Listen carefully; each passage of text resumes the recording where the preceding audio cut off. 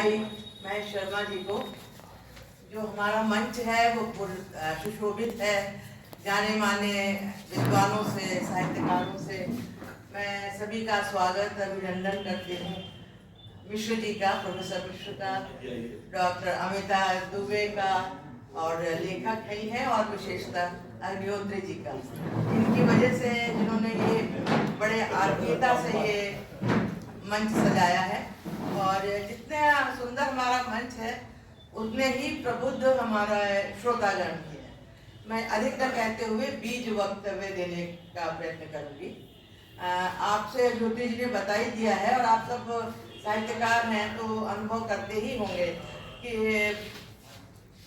साहित्य के नाम पर साहित्य समाज का दर्पण, ये सच है।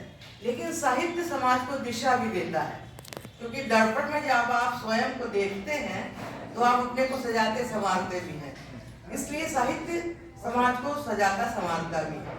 अगर उसकी दिशा मोड़ दी जाए साहित्य के द्वारा भी तो उसका बड़ा कुप्रभाव पड़ता है, और साहित्य एक सकारात्मक परिवर्तन भी ला सकता है।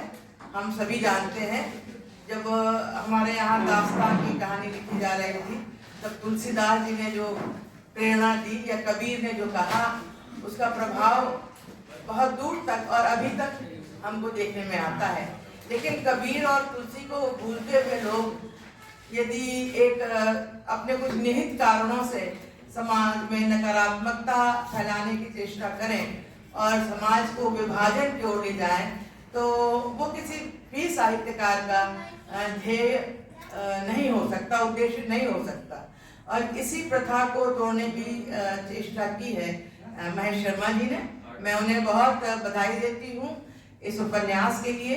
उन्होंने बड़ी सहजता से विभिन्न घटनाओं के माध्यम से जो सवर्ण समाज और जो आजकल दलित विमर्श का एक फैशन भी कह सकते हैं चल गया है, तो उसमें जो एक सामंजस्य बैठाने की चेष्टा की है कि कैसे दोनों एक दूसरे को कुछ दे सकते हैं। ऐसा नहीं है कि हम दलित समाज से कुछ सीख नहीं सकते, हम उनसे सीख सकते हैं कि उनकी कर्मठता क्या है, विपरीत परिस्थितियों में भी वो कैसे अपने आप को दीप्तिमान रख सकते हैं, और वे भी सीख सकते हैं कि सवर्ण समाज कितना सहृदय हो सकता है।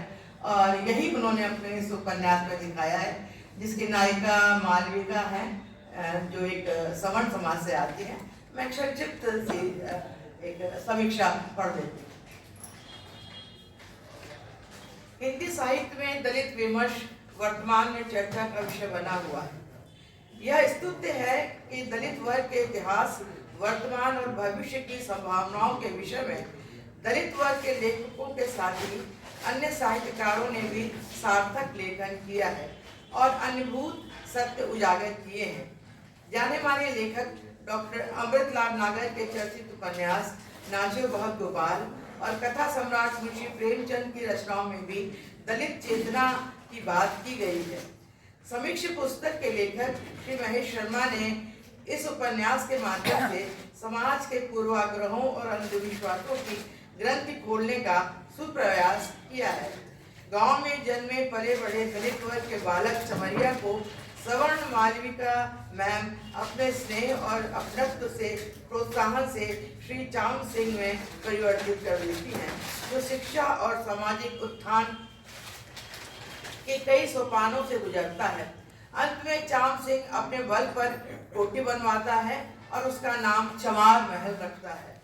इस उपन्यास का सकारात्मक और प्रभावी पहलू यह है कि इसका अंत सवर्ण और दलित समुदाय के आपसी मेल मिलाप से होता है, जब गृह प्रवेश में चाम सिंह के दलित मित्र सवर्ण समुदाय को भी भोजन परोसते हैं।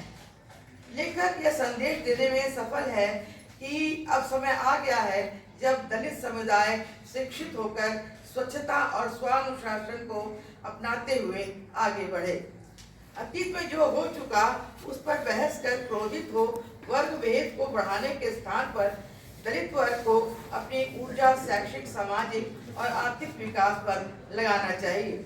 इसी कड़ी में लेखक ने नायिका के रूप में दीनापुर गांव के ठाकुर परिवार की उच्च शिक्षित महिला मालविका सिंह की परिकल्पना की है। जो मानवाधिकार की ध्वजवाहक है, वही किशोर चमरिया को चाम सिंह बना देती है, जो पढ़ लिख कर अपने समाज में चेतना जागृति लाता है। मालविका चाम सिंह से कहती हैं, तुम्हें किसी के सामने झुकना बिल्कुल नहीं है, लेकिन उनसे लड़ना भी नहीं है। चाम सिंह स्वयं की सकारात्मक सोच से समाज में परिवर्तन लाता है।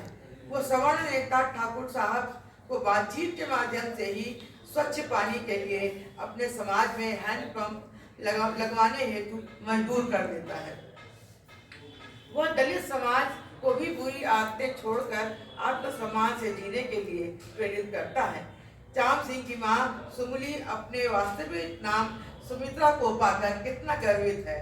धीरे धीरे अपने पुश्तैनी धंधे को वैज्ञानिक रूप से चाम सिंह अपना आर्थिक संबल बनाता है और उसकी कोठी चमार महल के उद्घाटन में मानवाधिकार आयोग की उपाध्यक्ष सवर्ण मालिका सिंह पधारती हैं। चारों ओर श्री चाम सिंह की जय जयकार है। उपन्यास की भाषा शैली पात्रों की पृष्ठभूमि के अनुसार है, जो उपन्यास को रोचक बनाती है। मैं श्री महेश शर्मा को इस उपन्यास अंधेरे से उजाले की ओर के लिए साधुवाद देती हूँ। उपन्यास का शीर्षक भी विषय वस्तु के अनुकूल है। आवरण और छपाई सुंदर है। अतः अग्निहोत्री जी को भी बहुत बहुत शुभकामनाएं। मनीषु।